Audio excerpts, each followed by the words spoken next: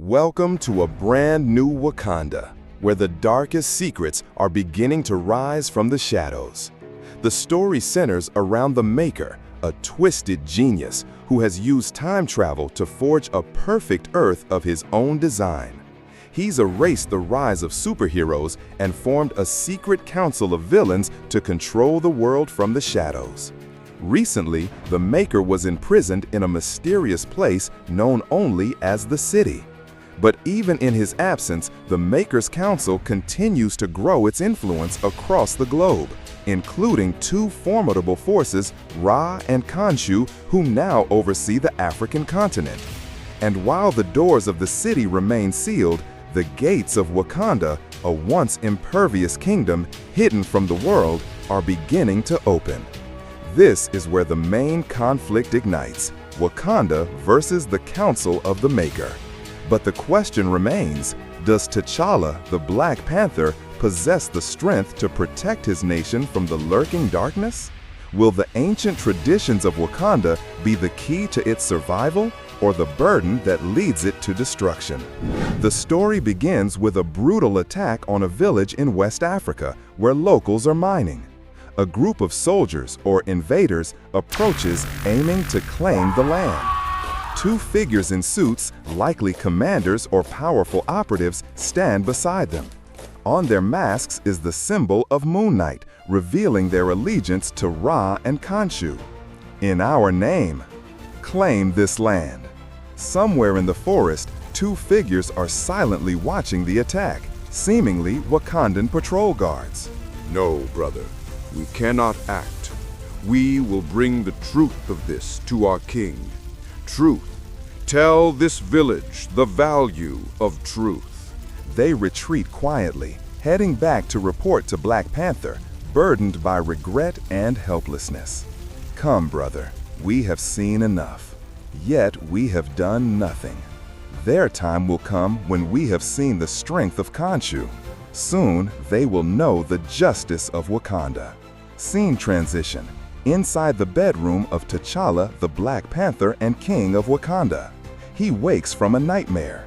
Surprisingly, lying beside him is Okoye, now Queen to T'Challa, formerly First of the Royal Dora Milaje and currently serving as High Mentor. Okoye asks, "Nightmare, my king?" "My king, no pleasantries here. We are at war." Okoye. "Not in tradition, not for the good of the people. You are king and I serve your throne." T'Challa replies, "Traditions? Yes." T'Challa now stands on the balcony, overlooking the vast city of Wakanda bathed in the light of dawn. His face is solemn, his eyes fixed on the distant horizon. He softly says, "Traditions must change." A short but weighty statement, a declaration that T'Challa is ready to reform, to lead Wakanda into a new era in the face of rising challenges. Next, T'Challa appears at the Citadel of Knowledge, a sacred and solemn place revered in Wakandan culture. As he enters, the guards respectfully greet him, "My king." Inside, he meets his father, T'Chaka, the former king of Wakanda. The two begin a layered father-son conversation full of meaning beneath the surface. "My son, it's early. Are you still having bad dreams?" "They are only dreams, father. They are the true dreams of a king. Perhaps the gods wish to speak to you." T'Chaka believes the dreams are divine omens, while T'Challa sees them as meaningless illusions. They debate whether spiritual voices are worth listening to, one side upholding the wisdom of tradition, the other driven by doubt and a desire for change. Perhaps you would succeed because you will not listen. Perhaps the gods should make their will more clear.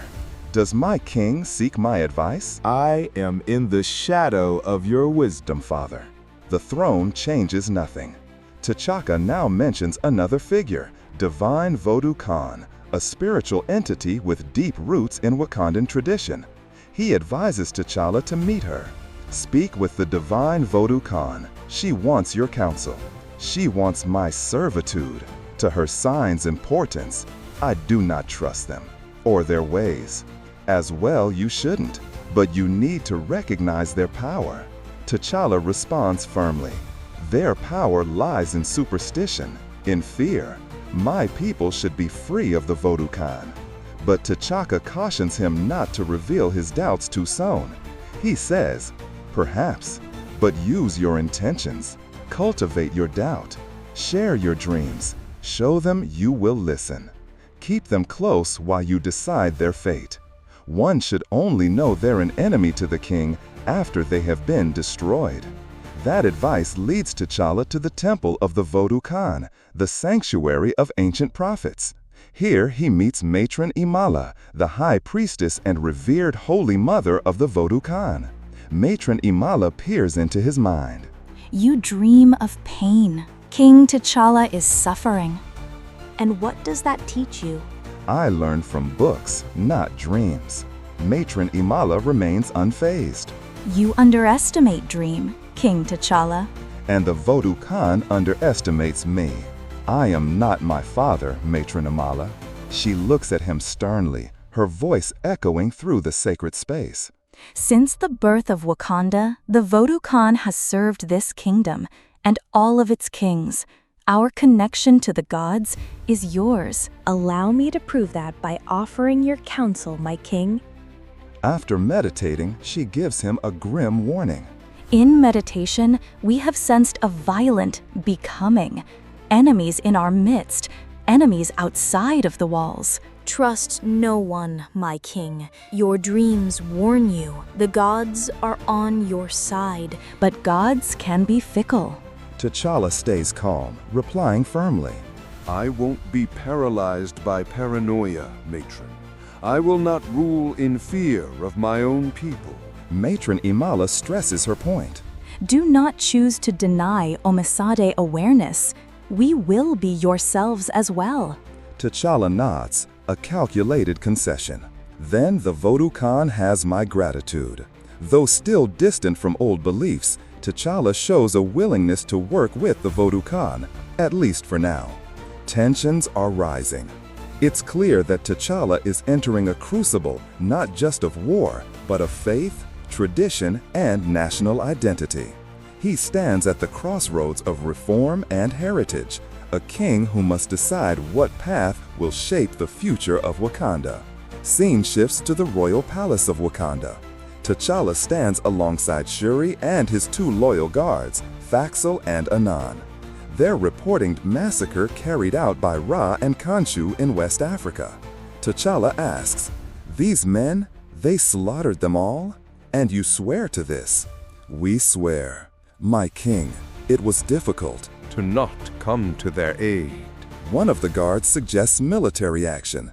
We can marshal a small group of warriors, Dora Milaje among them, seek out their marauders, and T'Challa cuts in. I take information from spies, but not tragedy, not dismissal. Thank you. My king. Shuri speaks up. Faxal and Anan would die for you. They would not lie, brother. I don't think you're lying, Shuri, but our armies remain still. People are dying, T'Challa, and you do nothing. I did not say we should do nothing, Shuri. I said we would not enter a war. Father would act. Shuri. Father is not king, and I did not say we wouldn't act. We need information, reconnaissance. We need to know what they want, and we need to know that then we can consider war. And in that time, more people will suffer, brother. This is not the... Okoye interrupts, her voice calm but strategic. This is wise. Careful steps. Certainty. We are unknown to the outside world. This is our surprise. An advantage we only have once. Shuri, still tense but respectful, replies. I understand, my king and queen. Even though she says she understands, there's still a lingering unease in Shuri's eyes, a quiet tension that speaks louder than words. Does she truly agree with her brother's cautious and measured approach? Or deep down, does she still believe that immediate action is the only way to protect the people of Wakanda? After Shuri leaves the royal hall, T'Challa remains beside Okoye, his longtime comrade in arms and now his queen. Thank you. Don't thank me. You were right. If you weren't, I would have spoken differently. Shuri wants a war. No, the Dora Milaje want a war. They want Shuri's genius to help them wage it.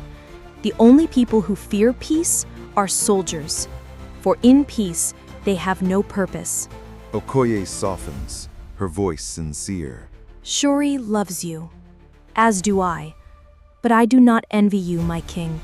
Today, your crown is heavy. Her final words are part comfort, part acknowledgement, a reflection of the loneliness that comes with the throne, where every decision carries the weight of sacrifice. A brief moment, yet one that captures the burden of a king, torn between loyalty, family, and the responsibility of a nation. Scene transition. Outside the walls of Wakanda, long rows of tanks, fighter crafts, and the Dora Milaje army stand in formation. Shuri stands atop a high ledge, gazing down at the forces below. Beside her is Abeni, the Dora Milaje's weapons captain. Abeni asks, How does it feel to see this, my queen Shuri? Shuri answers, her eyes still fixed on the army below. It feels like it could do more. Beyond Wakanda, you mean? Abeni nods, understanding the ambition burning within the young princess. You want the outside world to know us. Shuri responds without hesitation. I want the enemies of the innocent to fear us. If they trespass here, they shall. I sense your conflict.